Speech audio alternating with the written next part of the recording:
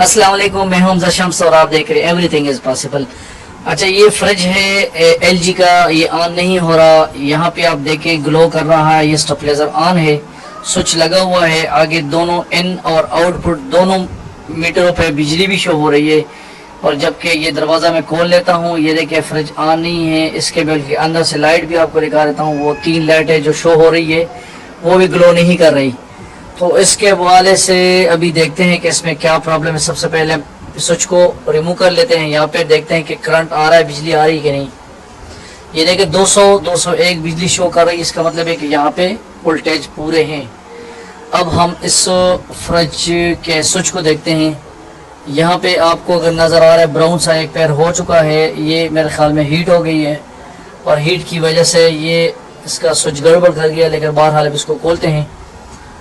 अच्छा, ये फ्रिज का जो स्विच है, ये अच्छी कंपनी जितनी भी आती है उसके अंदर एक फ्यूज़ लगा होता है। इसमें ये फ्यूज़ लगा हुआ है और ये ऑलरेडी ओपन हो चुका है। इसका मतलब है कि पहले ही किसी ने ये फ्यूज़ चेंज किया है। पहले हम फ्यूज़ को चेक करते हैं। अगर फ्यूज़ में गड़बड़ हो, मल्टीमीटर को रखेंगे कनेक्टिविटी पे, और कनेक्टिविटी अगर ये रीडिंग इस तरह आ जाए तो इसका मतलब है कि हमारा फ्यूज़ ठीक है। फिर आगे हम देखेंगे कि कहाँ मसला है। कनेक्टिविटी नहीं आ रही, इसका मतलब ये है कि ये फ्यूज़ में ही मसला है। लेकिन सबसे पहले हम फ्यूज़ को ठीक करेंगे। उसके बाद फ्यूज़ क्या है, 5 एम्पेयर का फ्यूज़ है। आप नॉर्मल एक वायर ले लें और ये 29 गेज का होना चाहिए, क्योंकि ये 5 एम्पेयर खींचता है।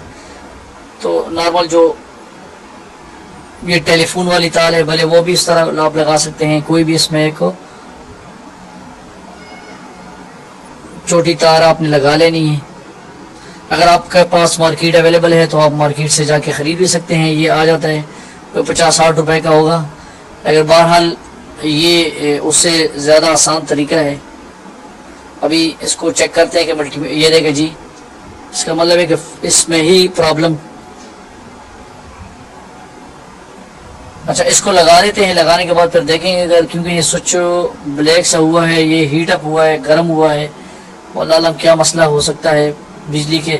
अच्छा, अच्छी कंपनियों की पहचान यही है कि उन्होंने ये दरमियान में ब्रेकर रखा होता है। और अगर ब्रेकर ना हो तो फिर आपके फ्रिज को नुकसान पहुंचेगा।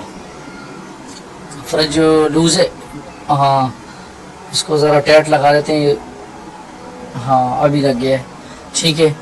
अब देखते हैं कि फ्रिज लाइट माशाल्लाह ऑन हो गई है, और ये नीचे भी लाइट ऑन हो गया और ऊपर भी तीनों लाइटें ऑन है। लेकिन फ्रिज अभी ऑन नहीं है। ये 2-4 सेकंड 10 सेकंड लेता है। 10 सेकंड के बाद कंप्रेसर चलता है। ये जी कंप्रेसर चलना शुरू हो गया है। ये यहाँ पे भी आपको ये देखिए वोल्टेज यहाँ पे भी उसने खींच लिए, ठीक है। और अभी भले आपको मैं ये देखें लाइटें सारी चल रही है। पीछे आवाज़ भी आपको सुना देता हूँ। ये यहाँ पे कंप्रेसर की आवाज़ भी आ रही है। Thank you for watching. अस्सलाम वालेकुम व रहमतुल्लाहि व बरकातहू।